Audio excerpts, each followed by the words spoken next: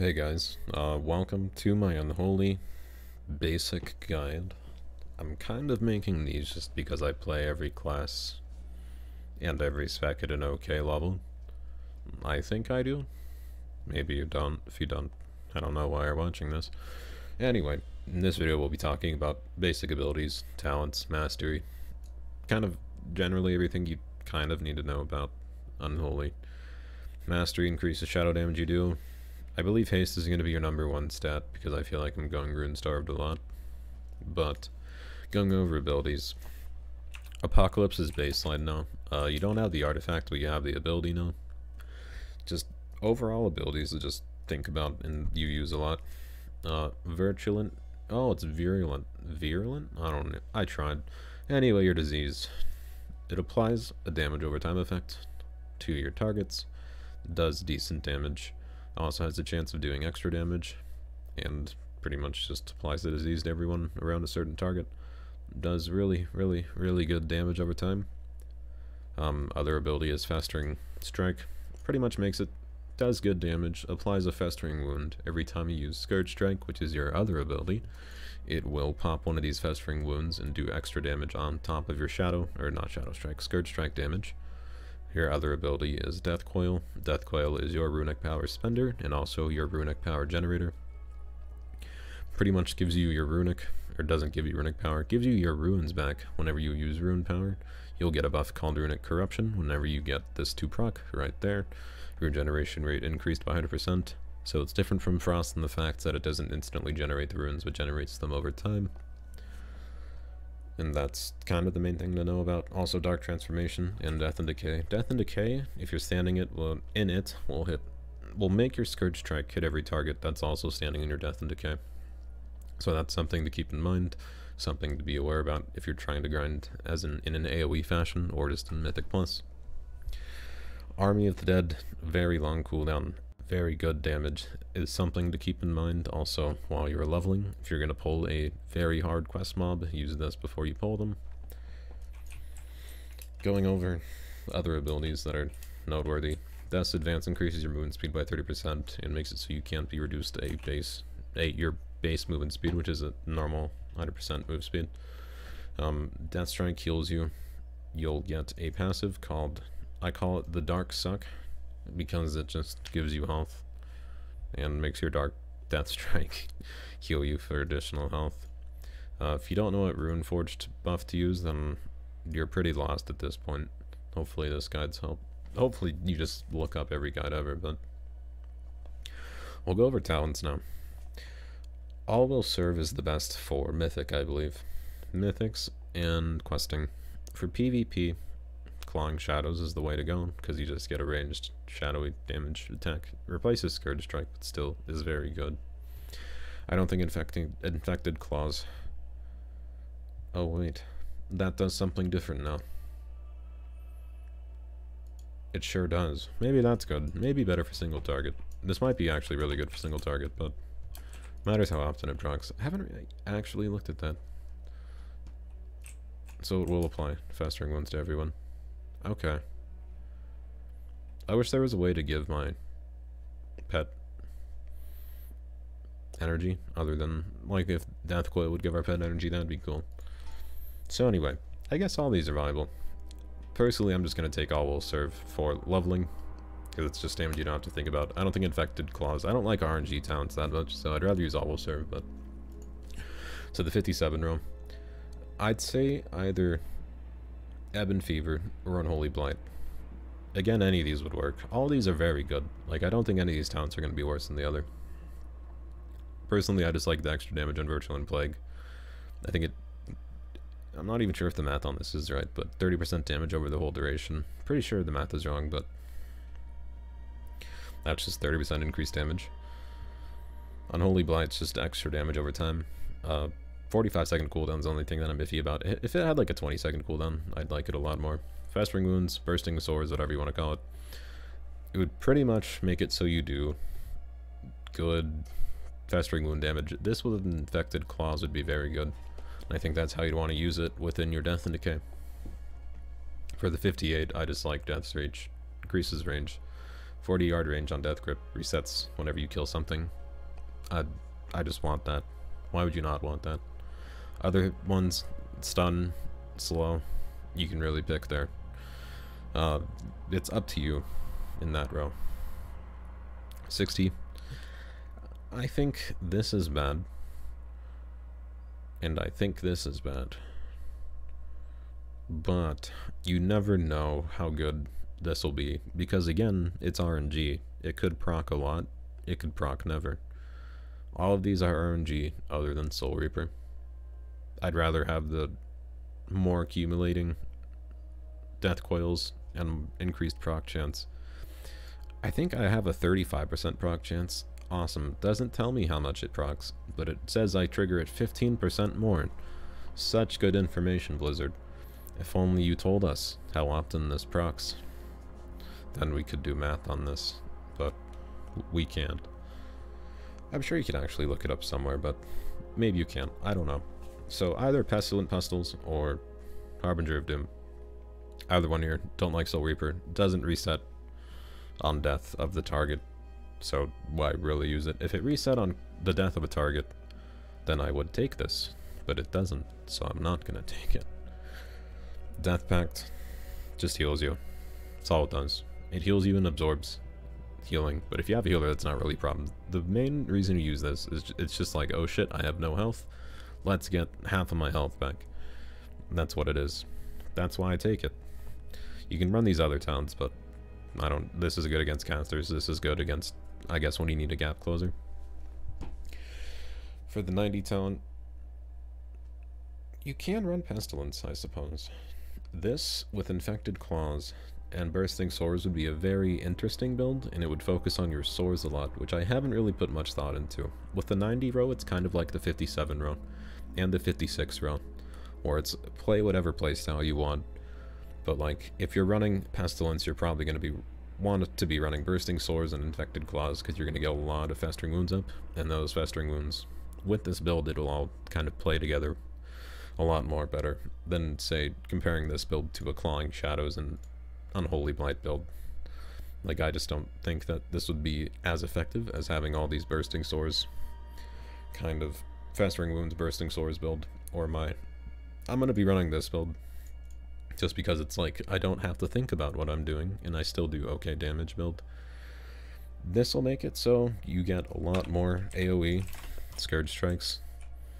You're just going to get this 10 seconds more often, so that's why I'm going to be taking this for Mythic specifically. You could also take Pestilence in Infected Claws and Bursting Sores, but that's really up to you. 56, 57, and 90. Personal preference in what playstyle you want to play, but these are the ones I run. Defile or Epidemic are the ones I run on this round. Epidemic, I believe it's better for 4+ targets, because it's 420 plus 168 to every other target, so 600. You know, if there's 3 or more targets, this is going to be better than Death Coil. And I believe if you're using a lower cost runic power spell, and you're trying to get the proc, I believe each runic power you spend has a 1.4 chance. So the more times you press the ability, so since this has a lower cost, the percentage proc chance is actually lower, but since you're pressing the button more often, I believe the proc chance is actually higher. So compared using, so your max runic power is 2 death coils worth. You can get 2 death coils off before you go out of runic power. With Epidemic, you can use 3 epidemics and then be out of runic power. And those 3 buttons that you press, the 3 times you press Epidemic, the proc chance of within those 3 epidemics is higher than just 2 death coils with 2+ or 3+ more targets, and it just does more damage in general. So I believe Epidemic will be the best here, unless they nerf it. But really personal preference here. I just really like Epidemic. I was trying Defile out. It can be good. I mean, you have Death and Decay, and it doesn't do that much less damage. It only has a longer... Apparently I'm in combat. Alright, I pulled the tank, dummy. But Epidemic here. For the 100 row. I really like Unholy Frenzy. It gives you 20% haste, which is literally a mini Bloodlust for 12 seconds, which isn't that bad. You can, again, it's personal preference here. You can play whatever playstyle you really want. Gargoyle gains 1% increased damage for every 2 runic power you spend. So a full bar will increase the damage of your Gargoyle by 50%, and it's in there for 30 seconds, so it will do a lot of single target damage. All of these are kind of single target abilities. Army of the Damned reduces the cooldown of Apocalypse, reduces the cooldown of Army of the Dead by 5 seconds. This would be good if you have certain honored talents, which I'll talk about, but personally I really like Unholy Frenzy. I don't like Summon Gargoyle that much, I just think it's boring. But these are my two that I'd be playing with. And then going over honor talents. Wandering Plague just does extra damage. Extra dot damage. Necrotic Aura increases magical damage, so increased shadow damage to everyone by another 8%. And then Unholy Mutation pretty much makes it so at the end of your Unholy or Virulent Plague, you'll do extra damage. Going over kind of macros, which I haven't mentioned either. And also an honor talent that I'm very much looking forward to, but is not in the game yet. Ghouls summoned by Army of the Dead who leap together to form a single ghoul. Ghoulish monstrosity reduces the cooldown of an Army of the Dead by 4 minutes. This with Army of the Damned. It could be really good. It could be really bad. We'll have to see. I'm looking forward to it though. Let's go over macros. The last thing that's kind of relevant. So your pet, if you don't know, has a stun.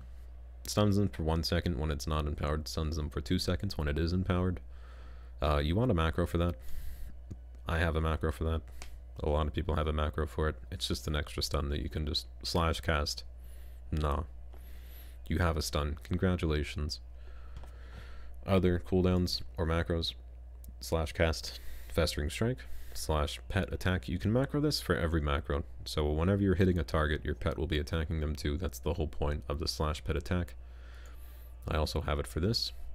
You could put it in any ability, and your pet will attack whatever target you're hitting with that ability. They could make it baseline. Don't know why they don't. But if you want that, then go for it. We'll go over rotation now. Single target first. And then we'll go over AoE. So single target, it's pretty bland.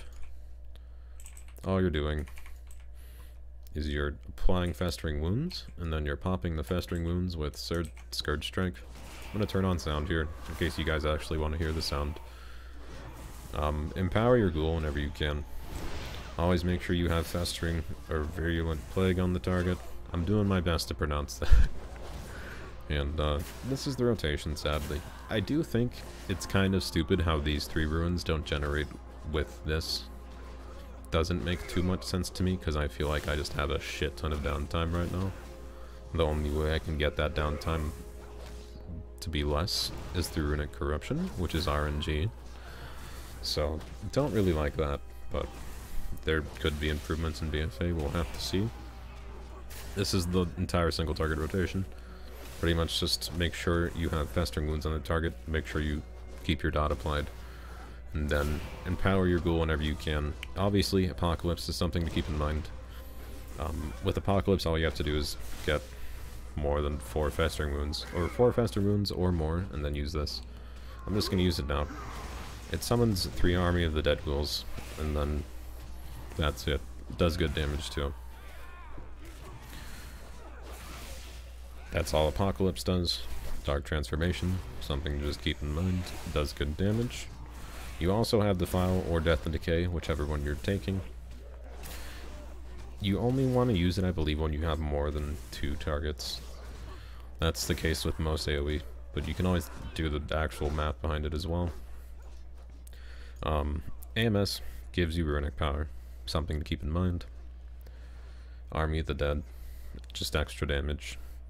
Icebound Fortitude reduces all damage you take and gets you out of stuns. So if you ever get stunned in a Mythic or PvP, this will get you out of it. For the AoE rotation, all you do is you pretty much do the same thing, except you put your Death and Decay down and you just stand in it. And if you're standing in your Death and Decay while it's up, and there's other enemies standing in it, your Death and Decay will cleave everyone. Other than that, it's the same rotation. You just don't apply Festering Wounds. pop the Festering Wounds. And again, this is where Epidemic would be good. And I'll showcase that it might proc my Runic Power a little bit more than it would with just Death Coil, if I can ever get out of combat, which will take 5 more seconds, I'm assuming. Because, just because of that thought. It does take a little bit, just because our diseases last so long. And we're out of combat. So, Epidemic. You'll see, now that I'm not expecting to defile, this does do less damage. It also has a 10% increased cooldown. Not horrible, but just a little bit of downtime. So again, same thing here. Empower ghouls. Use Scourge Strike and the Death of Decay. Will make you cleave everything, except now I can use Epidemic. And Epidemic just does good damage, and you'll still get Death Coil procs. It's not like that goes away, but you'll just be pressing Epidemic whenever you want to dump your Runic Power instead of Death Coil. And I do think your Runic Power generation is a little bit smoother, and I do think your AoE damage is a little bit better with this kind of rotation. It is something to just keep in mind. Personally, I do like this playstyle a lot. I do like the Epidemic extra damage kind of playstyle. I will say I feel like Harbinger of Doom doesn't really proc that much, so Pestilent Pustules might be good. I'll try that out, just for kicks. I don't think it procs that much, but with RNG talents, it's kind of just... you either love it or hate it, I guess. So, we'll reapply these, actually. We'll use, not cooldowns here, but we'll do our normal rotation. So you're pretty much going to pop the Pustules, use Runic Corruption, just to get Runic Power back, and then use Epidemic to do AoE damage. And again, this is all I'm doing. This is all I'm gonna do. And I'll still get procs for Death Coil. But you just might get Runic Corruption. You'll see I got it there, so maybe it's not horrible, but it does seem like my Runic generation is a little bit better now. We'll see what it's like here. I think you actually want to spread out the chances of you getting the Runic Corruption. So, if you have Runic Corruption up, wait till the duration of it's all the way gone. And once it's gone, use your ability that has a chance to give you Runic Corruption again. So now that it's gone, I'll use Epidemic. If you get it from the Pestilent Pustules, which you do, you'd want to wait till that's over to use Epidemic. That's kind of the AoE. That's my best attempt at AoE. So, that's kind of Unholy Death Knight. AoE, the reason I'm telling you guys kind of AoE stuff is because when you're leveling, you can pull AoE stuff. If you just know how to burn them down very fast, you can pull AoE. But, that's Unholy. Army of the Dead, long cooldown. You don't have to wait till you're done casting Army of the Dead. You can cast Army of the Dead and then cast an ability right after. I'll do that right now, but the video's over anyway. So, use it, wait for the global. I'm casting it, but I'm still using abilities. So, something to just think about. Other than that, that's my Unholy Guide. Thank you for watching if you're still here. Feel free to give the videos a thumbs up if you really want, and the video helped you out. If you didn't like it, give it a thumbs down. I don't really care. Follow my live stream. That's the main thing that I do these days instead of YouTube. I'll be doing custom videos like this for YouTube in the future. Just because I know I need to do them, and then I'll still have highlights coming out from the live stream to my YouTube as well. All of my social media, Twitter, Instagram, all that shit's in the description. Go check that out if you really want to. Always, guys, thank you very much for watching, and hope you guys have fun with BFA, and I'll see you guys later.